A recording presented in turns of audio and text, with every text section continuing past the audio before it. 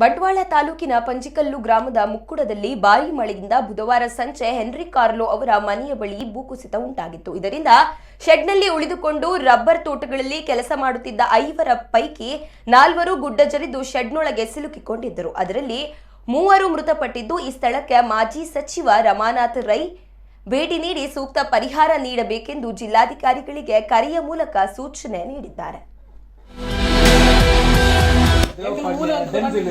ಅವು ಮರ ಬೂರ್ ಲೆಕ್ಕ ಉಂಟು, ಒಂದು ಬರೆ ಬೂರ್ ಲೆಕ್ಕ ಉಂಟು, ಮರ ಬೂರ್ 5 ಗಂಟೆಗೆ ಬರ್ತದೆ. 5 ಗಂಟೆ ಬರ್ತದೆ. ಅವು ಮರ ಅವು ಬಕ್ಕ ಇತ್ತ ಒಂದು ಸಾಲ ಇತ್ತು.